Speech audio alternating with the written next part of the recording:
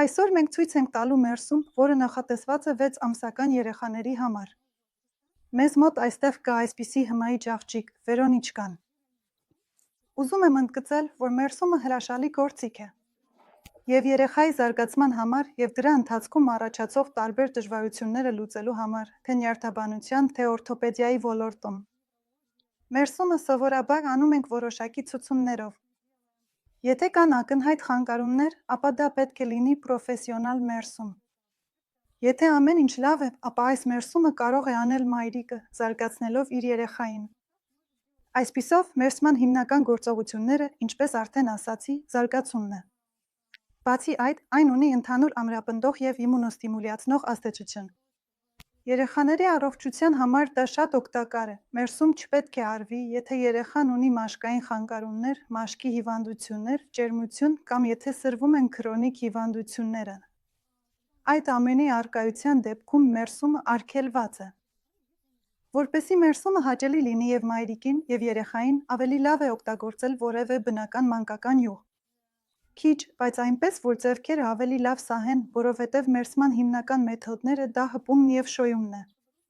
Շոյել կարելի է նաև առանց յուղի, բայց ահա մերսել ու տրորել առանց յուղի հնարավոր չէ, քանզի այնքան էլ արդյունավետ չի լինի և մաշկի վրա մեծ շփում կստեղծի։ Այդ պատճառով մենք օգտագործում ենք յուղ շատ քիչ մեր ձեռքերին։ Մանկական մերսումը միշտ սկսում են ոտքերից, որովհետև երեխաներն այդպես ավելի լավ են արձագանքում։ Մենք սկսում ենք ոտքերից։ Կանոնն այն է, որ միշտ վերևից ներքև։ Լիմֆոդինամիկայի օրենքներով լիմֆան հեռացնում ենք նախ ազդրից, այսպիսի մեղմ, բայց համառ շոյումներով արտաքին և ներքին կողմերից։ Հաջորդ մեթոդը դա շփումն է, այսպես սանրաձև գծերի երկայնքով կենտրոնական մասում միշտ արտաքին և ներքին գծերով։ Մենք չենք անում մերսում ոտնաթաթից, որպեսզի չստացվի այնպիսի էֆեկտ, կարծես հեղուկը դուրս ենք մղում փակ շշից։ Այդ պատճառով նախ թեթևացնում ենք ազդրը, հետո անցնում ենք սրունքին։ Ահա սա է շփելը, ահա սա է թեթև մերսումը։ Երեխաներին պետք է շատ զգույշ ունցել, որպեսզի շատ ուժեղ չփոխենք տոնուսը։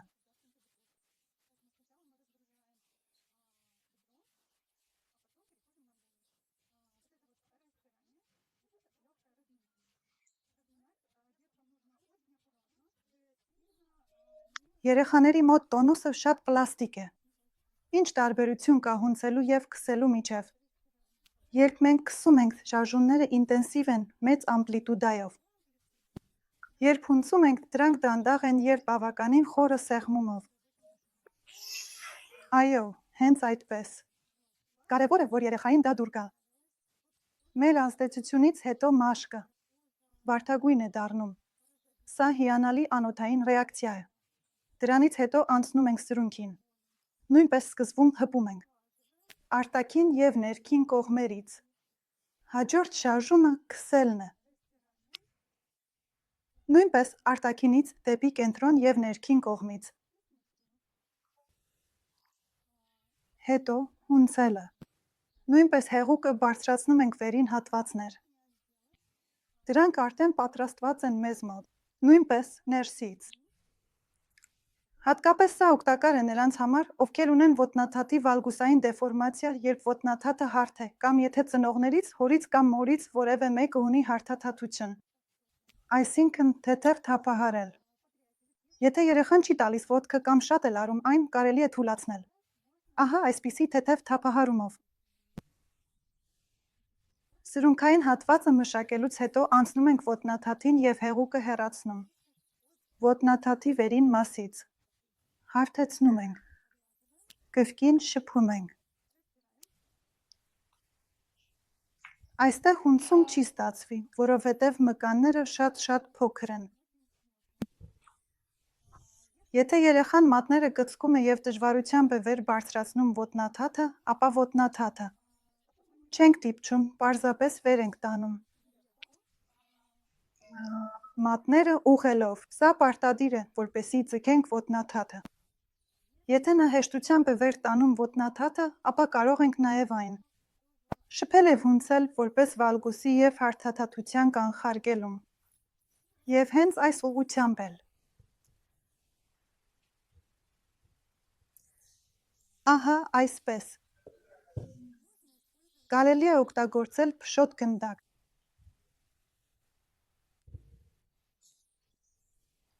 Եվ դրանից հետո կրկին հարթեցում։ Նույնը անում ենք։ Մյուս ոտքի վրա և դրանից հետո անում ենք այսպիսի տաքացնող վարժություններ ոտքերի համար, սա ծալում է։ Երկու ոտքերի կամ հերթով։ Հեծանիվ։ Եվ այսպես էլ բացում։ Եթե մոտեցնող մկանները լարված են, ապա դա անում ենք այսպիսի։ Համար, բայց նուրբ թրթռացող շարժումներով։ Մինչև այն պահը, երբ երեխան թույլ է տալիս առանց ցավի և բացասական ռեակցիաների։ Հետո այսպիսի վարժություն։ Այո։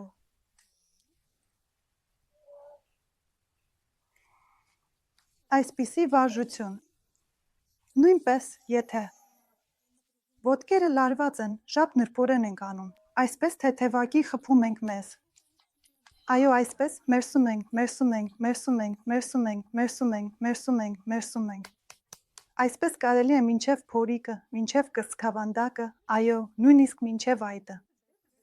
Եթե հնարավոր է, կարելի է, բայց ոչ բոլորի մոտ կստացվի բարձր հասնել, բայց որքան որ ստացվի։ Հետո անցնում ենք փորիկի մերսման։ Այո։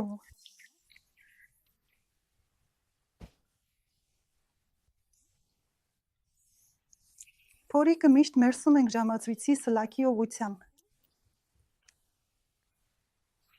Կլոր շարժումներով։ Փորի թեք մկանները։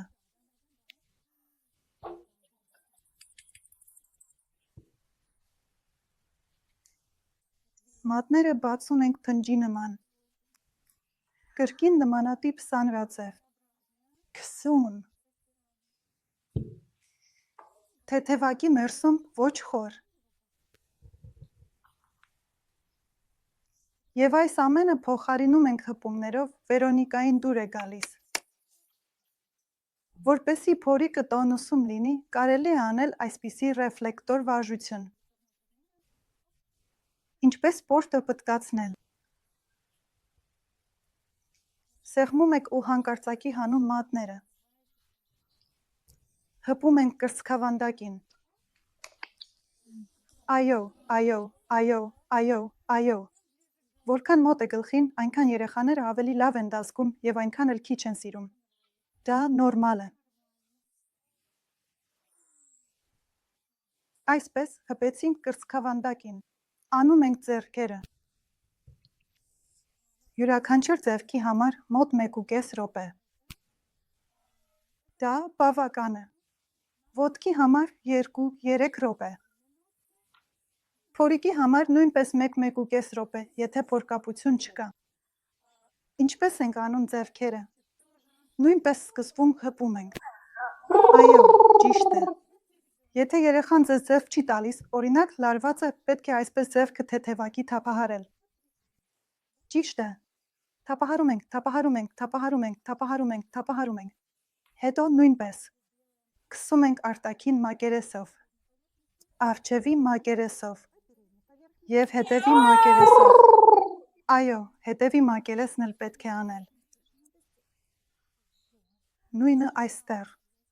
Առջևի մակերեսը։ Արտաքին և հետևի։ Մենք խուսափում ենք հոտերի հատվածից, հոտերը չենք տրորում։ Արմավենի։ Բութ մատի և փոքր մատի բլրակները։ Կարելի է մեկ մատով այսպես պտտվել։ Ստուգում ենք, թե ինչպես է բութ մատը հեռանում։ Հեռացնում ենք այն։ Ֆիքսելով երեխայի մատները ստորին ֆալանգի հատվածում։ Եվ դնելով մեր բութ մատը նրա ֆալանգի վրա, այսպես պտտվում ենք դեպի դուրս և ներքև։ Այսպես թուլացնում ենք ափը, եթե նա բռունցքը սեղմում է։ Եվ մշակվում է յուրաքանչյուր մատը կողային մակերեսներով։ Ավելի լավ է դա անել։ Ահա այստեղ արդեն ներքևից վերև։ Սա շատ լավ է։ Զարգացնում է ձեռքի մանր մոտորիկան և զարգացնում է երեխայի խոսքը և ձեռքերի տաքացում։ Ահա այսպիսի վարժություն։ Այո, տեսնենք, տեսնենք, տեսնենք։ Ահա, այո, դու ուզում ես մյուս ձեռքով անել, չէ՞։ Եկ միասին անենք ձեռքերով։ 1 2 1 2 1 2 Սա ինչպես շնչառական գիմնաստիկա է, Վերոնիկա, շատ հաճախ երեխաներին սա շատ է դուր գալիս, մեկ ձեռքը վերևում, մյուսը ներքևում։ Եվ բավականին հաճախ, որովհետև երեխայի շնչառության հաճախականությունը ավելի բարձր է, քան մեծահասակների մոտ։ Նաև մենք անում ենք խմբավորման վարժություններ։ Եթե երեխան լավ է խմբավորվում, նրան ճոճում ենք անկյան տակ։ 45 աստիճան։ Ժամացույց վարժությունը։ Դժվար է։ Դե, եկեք էլի փորձենք։ Կարելի է երեխային ոչ միայն ձգել ձեռքերից կամ պարզապես դնել մատները, այլ սկզբում սեղմել մեծ մատի բլակին։ Նա կխմբավորվի և դրանից հետո նրան պետք է բարձրացնել։ Ահա այսպես։ Դժվար են, դժվար են, դժվար են, դժվար է, հոգնեց, այ այսպես մի քիչ հոգնեց։ Հպենք, հպենք, հպենք, հպենք, թուլացնենք, թուլացնենք, թուլացնենք։ Բայց ինչպես վերև, ինչպես մենք վերև, ահա այսպես։ Ահա այսպես։ Ահա այսպես։ Ահա այսպես, եթե ձեռքերը թուլացած են, շատ լավ վարժություն է։ Բռնցքամարդ։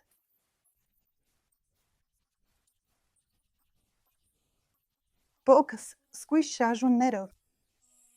Կատարում եք բավականին կտրուկ շարժումներ, որպեսզի հոտերը չլարվեն։ Հետո մենք երեխային կշրջենք, որպեսզի երեխան լավ շրջվի։ Չես ուզում։ Դու չես ուզում շրջվել, այո, քեզ այդպես է դուր գալիս։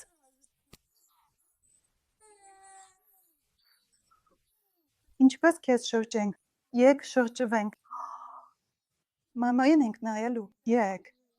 Ահա, ապրես։ Տես, ինչ լավ է։ Հիմա մեջքը։ Շատ կարևոր է, որ երեխան լավ հենվի ձեռքերի վրա։ Եթե նա պառկած է ինքնաթիռի դիրքով, պետք է վերականգնենք ձեռքերի հենման ֆունկցիան։ Այդ ֆունկցիան վերականգնվում է։ Եթե ձեր երեխան չի պառկում արմունկների վրա, մենք հավաքում ենք ձեռքերը։ Եվ այսպես ենք դնում, որպեսզի լիովին ուսի ոսկորները գտնվեն թալամուսի մակերեսի նկատմամբ 90 աստիճանի անկյան տակ։ Հարթում ենք, հարթում ենք, հարթում ենք, Վերոնիչկան հարթում ենք։ Ահա այսպես, հարթում ենք։ Ահա, Վերոնիկան մեզ մոտ հանգստացավ և մենք շարունակում ենք։ Կատարում ենք մեջքի հարթեցնող շարժումներ։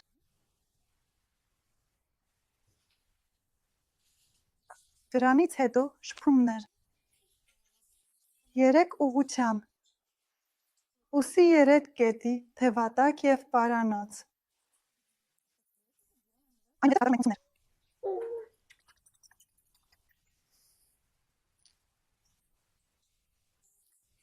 Արդեն 3 գծերով։ Ուսից դեպի թևատակ։ Կենտրոնական գծով։ Կողմնաշարը չենք դիպչում։ Նաև հետույքը։ Շփում ենք։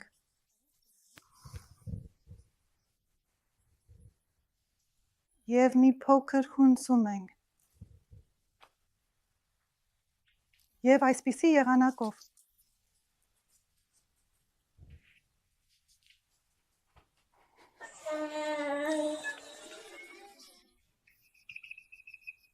Ամեն ինչ լավ է։ Ահա, Վերոնիկան մեզ մոտ հանգստացավ։ Այդպես էլ լինում է, այս մասին անհանգստանալ պետք չէ, ուժով անել ոչինչ պետք չէ։ Բավական է պարզապես հանգստացնել և ավարտել։ Մեզ պարզապես պետք է հարթեցնել, ավարտել պարանոցի և վզիկի հատվածը։ Հատկապես քունքային ոսկորները երեխաների մոտ։ Դրա պատճառով շատ հաճախ լինում է գլխի սովորական դիրք։ Որևէ մեկ կողմ։ Այդ պատճառով մենք անպայման մշակում ենք։ Գլխի հետևի մասը քունքային ոսկորների կողմից։ Ավելի շատ այնտեղ, եթե ձեր երեխան նայում է որևէ կողմ։ Կարելի է ուսիկները թեթև մերսել։ Մի փոքր, այո։ Եվ պարանոցը նույնպես։ Եվ այսքանով մեր մերսումը ավարտված է։ Եվ հենց այսպիսի շարժումներով, այո։ Դե ինչ, Վերոնիկա ջան, ապրես։ Ապրես։ Երեխաները մերսումից հոգնում են և ուզում են քնել։ Ամենից հաճախ նրանք լավ են քնում։